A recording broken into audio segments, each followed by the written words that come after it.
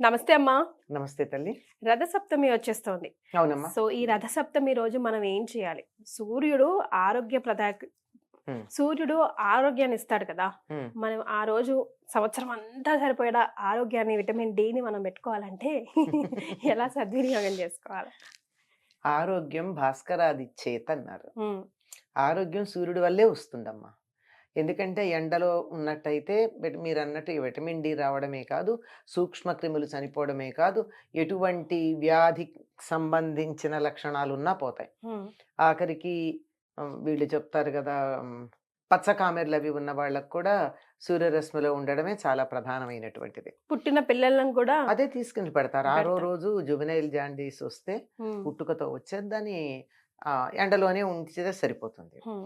అటువంటి సూర్యుడు ఉచ్చ స్థానంలో ఉండేటటువంటిది 2 అయనాల్లో ఉత్తరాయణంలో అధికంగా ఉంటాడు. హ్మ్. ఉత్తరాయణంలో కూడా మాఘమాసంలో అధికంగా ఉంటాడు. హ్మ్. మఖ నక్షత్రం సూర్యుడికి స్వస్థానంగా చెప్పబడుతూ ఉంటుంది. స్వస్థానం ఏదో జ్యోతిష్ శాస్త్రపరంగా ప్రధానంగా చెప్పేది. అక్కడ ఉన్నప్పుడు సూర్యుడు మరింత తీక్షణంగా ఉంటాడు కనుక మఖా నక్షత్రానికి ప్రాధాన్యం కలిగినటువంటి నెల మాఘమాసం. అమ్మ. అటువంటి మాఘమాసంలో ఆయన చాలా ఉచ్చ స్థితిలో ఉంటాడు గనక సూర్యుడి నుంచి వచ్చేటటువంటి కాంతి చాలా కావలసినంత అత్యధికంగా మనకు ఉపయోగపడేటట్టుగా ఉంటుంది. హ్మ్. అందులోనూ సప్తమి, మాఘ శుద్ధ సప్తమి సూర్యుడి యొక్క జన్మదినంగా చెప్తారు. ఓహ్! ఎవ్వరికైనా తమ జన్మదినం నాడు వాళ్ళని గనక మనం అభినందిస్తే సంతోషించరా? సంతోషిస్తారు కదా! తప్పనిసరిగా. హ్మ్. నేను కనీసం పుట్టినరోజు నాడన్నా గుర్తు రాలేదా అనుకుంటారు. హ్మ్. కనుక రథ సప్తమి అని దాన్ని అంటాం గనక ఆనాడు సూర్యుడి యొక్క జన్మదినం గనక ఆనాడు సూర్యుడిని ఆరాధించాలి అంటారు. రథ సప్తమి అని ఎందుకంటారమ్మా? పేరు అలా ఎందుకొచ్చిందో? ఆహ్, తిథి సప్తమి. హ్మ్. సూర్య సప్తమి అనాలిగా. హ్మ్. సూర్య జయంతి అనాలిగా. హ్మ్. రథ ఆయన సప్తమి అని రథాన్ని ఎందుకంటే ఎందుకు గుర్తు చేస్తున్నాం మనం? రథాన్ని ఎందుకు గుర్తు చేస్తున్నామంటే రథం దారి మళ్ళుతుంది ఆ రోజు. హ్మ్. అప్పటి వరకు ఇలా దక్షిణం వైపుకు వెళ్ళినటువంటి సూర్యుడి రథం ఆనాడు ఉత్తరం వైపుకు తిరుగుతుంది. హ్మ్. ఇదే కారణం. చెప్పాలంటే ఉత్తరాయణం ఇప్పుడే మొదలని లెక్క. హ్మ్. ఒకప్పుడు ఉత్తరాయణ పుణ్యకాలం ఈ రథసప్తమి కలిసి దరిదాపుల్లో 1, 2 రోజులు అటు ఇటుగా కలిసొచ్చేవి. హ్మ్.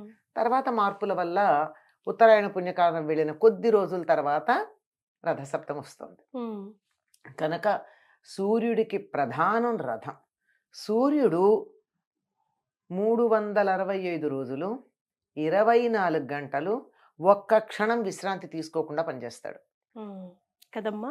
అలా పనిచేశాడంటే పనిచేసేవాళ్ళు బానే చేస్తారు. కొంతమంది ఉంటారు కదా! హ్మ్. వర్కాహోలిక్స్ అంటారు. యెస్. అలాంటి వాళ్ళు చేస్తారు. హ్మ్. కానీ వాళ్ళకి తోడుండేవాళ్ళు ఎలా ఉండాలి? వాళ్ళకి సహకరించేవాళ్ళు? యెస్. ఎంకరేజ్ చేస్తూ, కాదు, ఎంకరేజ్ చేయడం కాదు, సహకరించాలి. సహకరిస్తూ. సహకరిస్తూ ఉండాలంటే ఆయన అట్లా తిరగాలంటే ఆయనకి సహకరించేది ఎవరు అంటే రథం. హ్మ్. రథం మీద ఉన్నటువంటి సూర్యుడు. రథసారథి. హ్మ్. వాళ్ళిద్దరూ గనక సరిగ్గా ఉంటేనే సూర్యుడు 325 రోజులు పొరపాటు. 365 రోజులు 24 గంటలు పని పని చేయగలుగుతాడు. చేయగలరు. కనుక రథం యొక్క దారి మళ్ళినటువంటి రోజు గనక హ్మ్. ఆ రథానికి సంబంధించిన విశేషం ఉంది గనక దీన్ని రథసప్తమి అంటారు. హ్మ్. అంతేకాదు సూర్య రథం కూడా విశిష్టమైంది. హ్మ్. ఏకచక్రధరం రథం దేవం. ఏకచక్ర ఉన్నటువంటి రథం అది. హ్మ్. ఒక ఒక చక్రం. చక్రం. 2 చక్రాలుంటే ఇలా నడుస్తుంది. హ్మ్. ఒక చక్రం ఉందనుకో ఎంతసేపు తిరిగినా గానుగెద్దులకి ఇట్లా తిరగాల్సిందే. మరి. సూర్యుడు వర్తులాకారంలో తిరగడానికి ఒక్క చక్రం ఉండడమే కారణం. హ్మ్. ఒక్క చక్రం ఉంది. దీనికి 7 గుర్రాలున్నాయి. హ్మ్. ఈ 7 గుర్రాలే 7 రంగులు సూర్యకిరణాల్లో ఉండేవి. హ్మ్. వాటి పేర్లు కూడా ఆయా రంగులకు సంబంధించినవే ఉంటాయి. ఓహ్! సప్తాశ్వరథమారూఢం. ఆయన గురించి సూర్యుడి గురించి చెప్పేది అదే గదా! హ్మ్. 7 గుర్రాలు ఉన్నటువంటి రథాన్ని అధిరోహించినవాడు. పైగా ఈయనకున్న ఒక పెద్ద విశేషం ఏమిటంటే అసలు తలుచుకుంటే గుండె ఆర్ద్రమైపోవాలి. అమ్మా! కాళ్ళు లేనటువంటి వాడిని రథసారథిగా పెట్టుకున్నాడు. ఈ హ్మ్. రోజుల్లో మనం ఏమంటాం? నువ్వెన్నడు దివ్యాంగుడు, హ్మ్. Physically challenged. యెస్. ఒకప్పుడు హ్యాండిక్యాప్డ్ అనేవారు, ఇప్పుడు ఛాలెంజ్డ్ అంటున్నారు. ఫిజికల్లీ ఛాలెంజ్డ్ అని అనకూడదు. ప్రతి వాళ్ళకి కూడా ఒక అవయవంలో ఏదైనా లోపం ఉంటే సమ్ టోటల్ ఉండేటటువంటి ఎనర్జీ ఇంకో చోట పనిచేస్తుంది.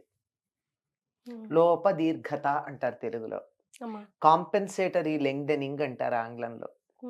ఇక్కడ ఈయనకి కాళ్ళు లేవు గనక ఆ కాళ్ళకు ఉండాల్సిన శక్తి ఎక్కడ ఉండాలి?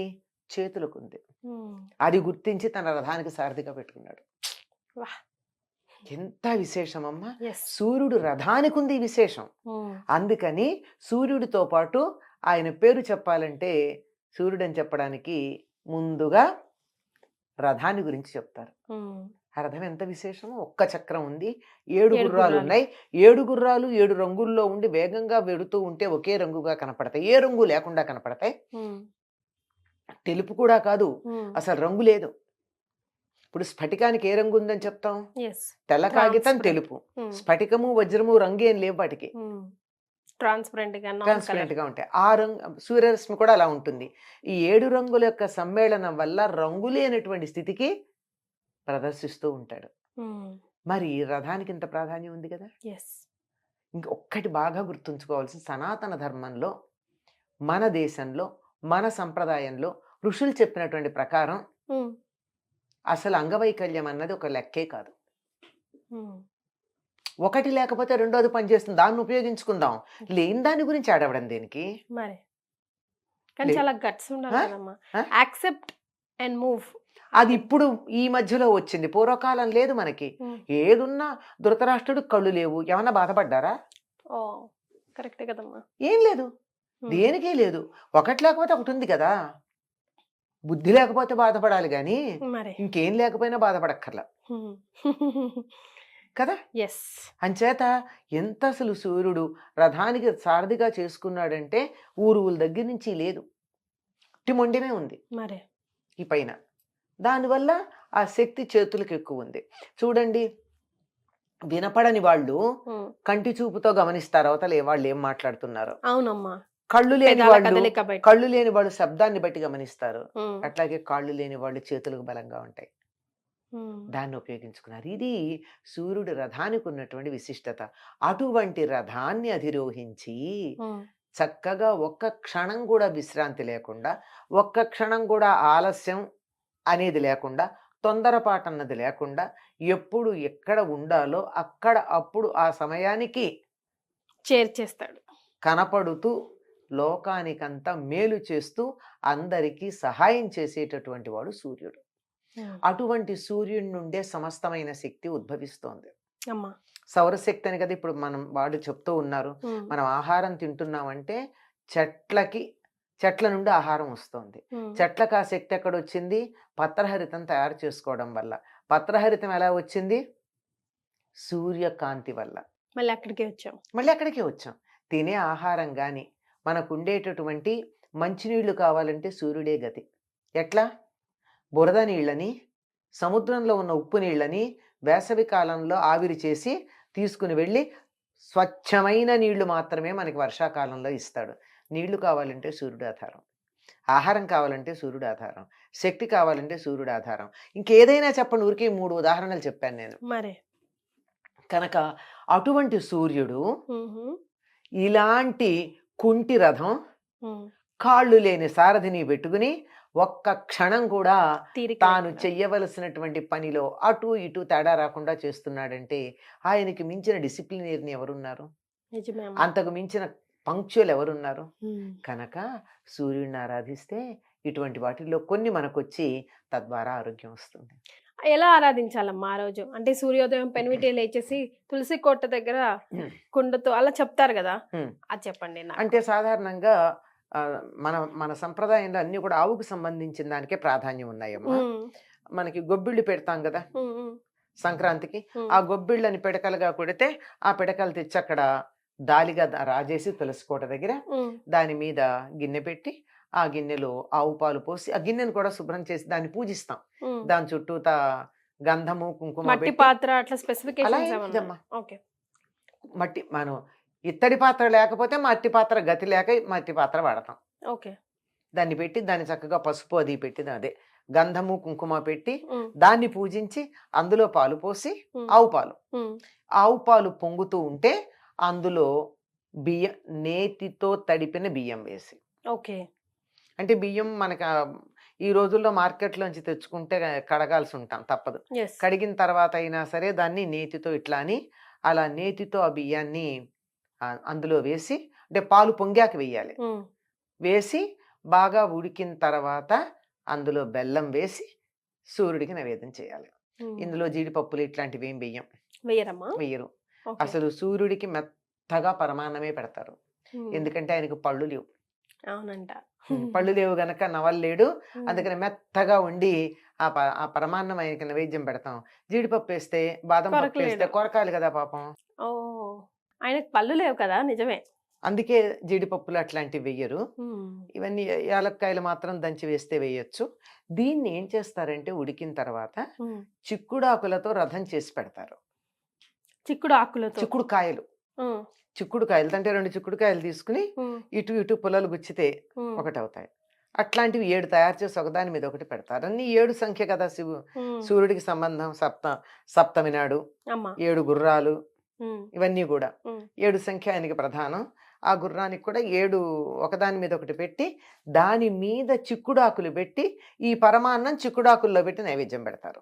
ఓ, ఓకే. సో రథం మీద ఆయన కూర్చున్నట్టు ఆయనకు మనం నైవేద్యం సమర్పిస్తున్నాం. చిక్కుడాకులతో పెట్టాలి. ఉమ్, ఈ చిక్కుడాకులు అంటే 3 ఆకులు కలిసి ఉంటాయి కదా. అమ్మా. ఈ చిక్కుడుకాయల రథం ఏమిటో ఈ చిక్కుడాకుల్లో పెట్టడం ఏమిటో ఇది మాత్రం దీనికి ప్రత్యేకమైనటువంటి ఎక్స్ప్లెనేషన్ లేదా? విషయం ఏమీ లేదు, కానీ సంప్రదాయంగా వస్తోంది. ఉమ్, ఈ చిక్కుడుకాయలకి చిక్కుడు పాదుకి సూర్యుడికి ఏమో సంబంధం ఉందనుకుంటా. ఉమ్, అది ఆయుర్వేద వైద్యులు చెప్పాలి.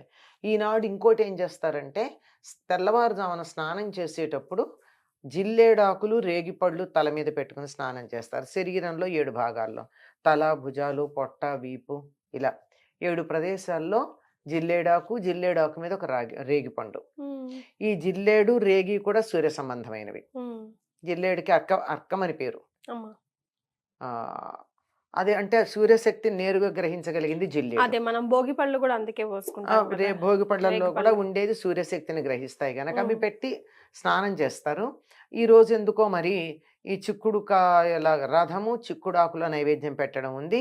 ఇంకొకటి ఏం చేస్తారంటే ఈనాడు దేంతో తరిగిన కూర తినరు, కత్తి వాడరు. ఓహో. దానికి కూడా కారణం లేదు, తెలియదు. ఉమ్, ఆ రోజు చిక్కుడుకాయలు అయితే గోరుతో ఒలిచి తీసుకుంటారు కదా. ఈ ఉమ్, రోజు తప్పనిసరిగా చిక్కుడుకాయ కూర తినాలి గనక కత్తితో తరిగింది తినకూడదని చెప్పారని నేను అనుకుంటున్నా. ఓకే. కానీ చిక్కుడుకాయ తింటారు. ఈ ఉమ్, చిక్కుడికి సూర్యుడికి ఎక్కడో ఏదో సంబంధం ఉన్నట్టే కనపడుతూ ఉంటుంది. ఉమ్, ఇవి రథసప్తమి నాడు చేసేది. పైగా సూర్యుడికి ఎరుపు రంగు చాలా ఇష్టం గనక ఉమ్, ఎర్రని పూలు, తర్వాత ఎర్రచందనం వాడతారు. ఉమ్, మనం మామూలుగా దేవుడికి ఏం వాడతాం? మామూలు హరిచందనం వాడతాం, ఉమ్, పచ్చగా ఉండేది. ఉమ్. కానీ సూర్యుడికి మాత్రం ఎర్రచందనం వాడతారు. ఆయనకి రెడ్ ఇష్టమని. ఆ, ఓకే. ఆయన చందనం కూడా ఎర్రచందనం వేడి కదా. ఉమ్, అది అది ఇలా. చేస్తారు. సాధారణంగా ఇలా చేసుకుంటారమ్మా. తెలుగు వాళ్ళు చేసుకునే పద్ధతి ఇది. ఒక్కొక్క ప్రాంతం వాళ్ళు ఒక్కొక్క రకంగా చేసుకుంటారు. రైట్. ఉమ్. సో ఇదన్నమాట రథ సప్తమి విశేషాలు. ఇలా గనక చేసుకున్నట్టయితే చాలా ఆరోగ్యకరంగా ఉంటుంది అని చెప్తారు. ఆరోగ్యప్రదంగా ఉంటుందని చెప్తారు. చాలా సంతోషం అమ్మా. ధన్యవాదాలు. నమస్తే.